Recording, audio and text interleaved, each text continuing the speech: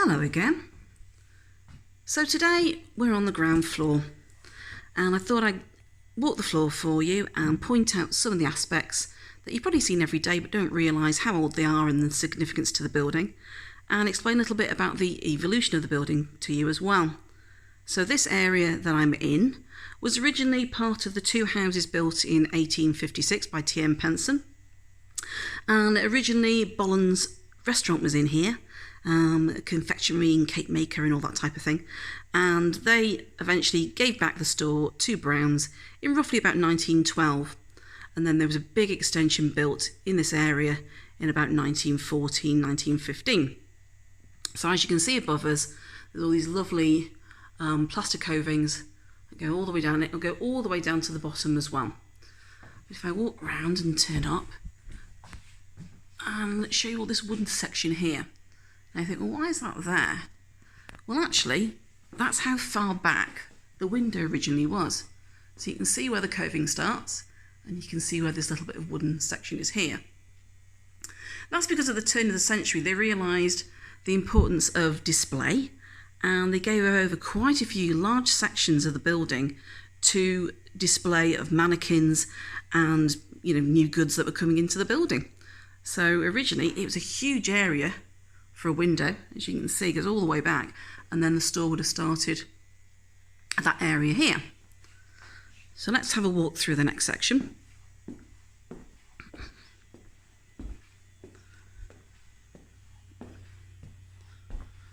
So this section here is actually the 1829 section, so you've got the pillars at the front, and the ceiling is very high as well. It goes all the way down. So this is roughly Georgian era. Now there's been varying bits added to the building and taken away, but at one point there were two enormous skylights, and as you can just about see, because we've had a little bit of a leak, that sort of shape, sort of hexagonal shape here, and one a bit here as well. Now the top of those blocks are still on a roof upstairs, and you can actually access that. So it's a flat roof up there. And that goes all the way down to that point. And we'll walk into the next section. So this was the Crypt Chambers, and this was built in 1858. And that's where we have the stone building and everything. But interestingly, let's just pop up here for a second into the Clinique section. So we've got the front of the building, and we've got a little cubby hole here, which is their office for a little while. And if you can see, there's an archway. Now, if you're out the front of the store, you go, oh, that's a nice window, which it is now.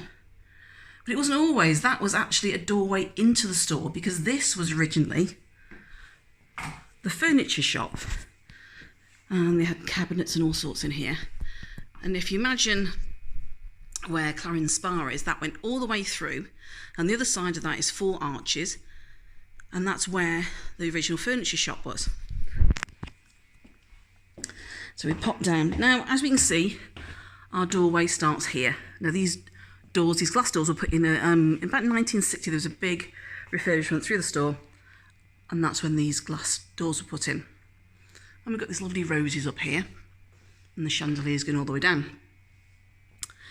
Now, around 1908, 1910, there were significant changes to the building to make the building look more friendly, and again give it over to huge amounts of window space for display for mannequins. So as we see, the door is here, but by 1908, if you look above us, we've got beams there and there. So if you follow these beams down, and of course the wall drops down a bit, so the entrance was actually around here, would you believe? So you have this huge expanse and a huge sort of arcade of windows. So at the moment we've got just one at the front. There would have been a further 3 that came all the way down to roughly here. And your doorway would have been here. You would have had a nice little double doorway that took you into the store. So imagine that you're coming in. Now at the moment we've got a bit of a slope, but this was originally a couple of steps. And the first thing you'd see is this wonderful sort of ceiling section here. Another one further down. Now the significance of this is quite important because as you see it's a bit more of a recess and it goes up. The reason why it's like this is because this was a glass dome, a huge glass dome that went up into the first floor. Now at that point, that section of the first floor was open air and there was a large glass roof that covered this, not too dissimilar to the one that covers the blue room. So you would have had natural light coming through because that was very important in those times to have natural light coming through, because as much as they had some electrical light, it was important really to use architectural sort of trickery to make this a very airy shop. So if you walk forward a little bit more, so again we've got a nice little wooden staircase here, and that dates round to about 1908, and as you can see there are 4 arches, and there would have been a staircase sort of about the second one in. There would have been a staircase there going up, and that's where the original staircase was. And if you've watched any of my previous videos, there was basement part 2, and I pointed out a staircase, nice stone staircase that sort of stopped. Well, it would have come up around this area here, so we're in the sort of max section at the moment. So underneath us is that stone staircase. But before we go any further, so we've got the second lovely ceiling dome here. I'm just going to pop back through here and recap a little bit.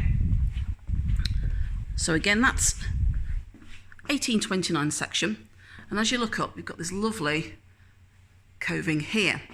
This coving is obviously Georgian style, and there's a room upstairs. It's an office room at the front of the building which also has this identical coving, and again it's the same part of the building, so it's Georgian part of the building too. So all these little bits and pieces that you probably see and just don't take any note of them really. So let's go down a bit more.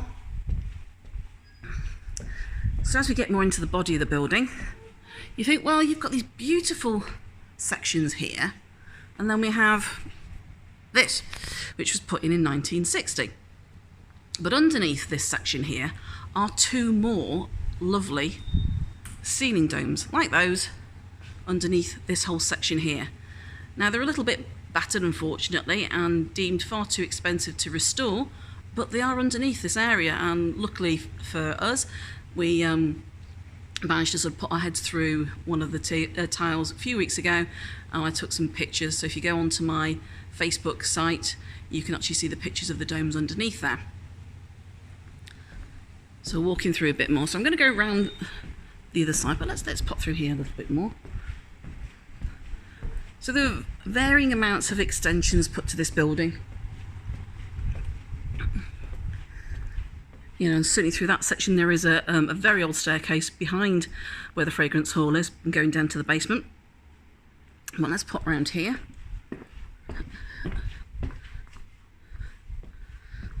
In fact, I'll just double back a little bit. So we have our lovely sparkly disco floor, and the lifts here which were put in the 1960s. But before that, there was another significant extension, which was 1918, and that was this section here, and all the way down. Obviously not that section there, because that was completed in 2002. So before we had those lifts put in 1960s, this area here was actually a staircase as it goes in. So that staircase would have gone up eventually to the second floor, and to the left hand side there was a small square lift. Again, first of all went up to the first, and then it was extended up to the second floor. So that's what that area was there. So all these areas now are just covered over with suspended ceiling. So as we go up here, it's where the building sort of starts to change a bit, because we've got the extension at the top, which was built in the mid-60s to join Browns of Chester to the Grosvenor precinct. So I'm just going up the steps here. So originally there was a street. So we've got over to the right, imagine the other side of here is St Michael's Row. You've got the lovely sort of old precinct there. And then, of course, this was added on in the mid-60s and it was eventually opened in 1970. But underneath here was a street, and that was St Michael's Street, which makes sense because you've got St Michael's Row. And that would have joined up with Newgate Street over the other side. And if you sort of go out through the doorway at the end of the precinct, which goes down some steps by the church bar, that's where the rest of Newgate Street is, which joins up with Pepper Street. So imagine, if you will, the sort of street level was a bit different. And we've got this significant sort of area here. If you go up to the first and second floor, you can actually see the layout of the building a lot better because that's still in existence, the windows are still there, and that's what happened then. So in 1926, a huge extension was built, and that took in this area here, took it all the way up to the second floor. Also in that point in time, the Blue Room Ballroom was built, and the restaurant was built on the first floor, and this other section what I'm going to talk about now. So imagine as it was, so we had the street behind me, and there was a level over there which would have been for the loading bay. It would have been an area where the delivery drivers would have driven into, but the entrance to Brown's itself was approximately here, and it was a lovely big archway, and you walked into the archway, a couple of steps up, a bit of a ramp, more steps going up, and then eventually you would come into the shop. Now, as it is at the front of the shop at that time as well, there was another arcade here. So as you came in, you would have had a smaller window and then two very large windows going all the way down here, again for display. And around this area here, there was a few offices and things like that. And then you went into the main body of the store. So let's move around a little bit here. So we've got our goods lift in there. I'm not quite sure when that was put in.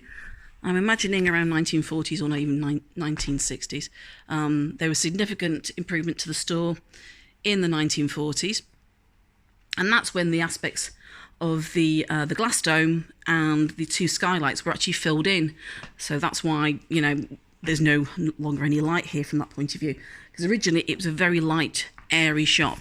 And the introduction of these suspended lights and things haven't really added to it, and I think on certain floors makes it slightly claustrophobic, because really all this would have been very much a lighter area.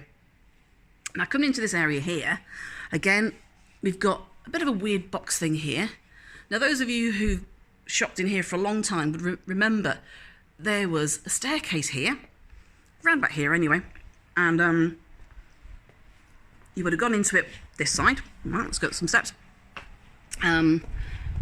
So coming in from the precinct, there was an entrance roughly about here, and that took you up to the first floor, and then the other side of there was an entrance that went back down and through into the store. Now if you think about when all this wasn't here, this would have been street level, and that's originally where the staircase was. It was right down on street level, and it was its own private staircase which was really built for the restaurant, for ambassadors on the first floor. Now eventually, when the last major mod was in 2002, that staircase was taken out. And actually it takes you up, if you go to the first floor where ladies' changing rooms are at the moment, that's where the staircase brought you out. So while we're up here, I'll just point out a few other bits as well. So again, we're in the 1960s extension. And we've got a doorway there, which goes right down into the basement, and a huge area right underneath us. Obviously there's nothing in there now, it's all been cleared out.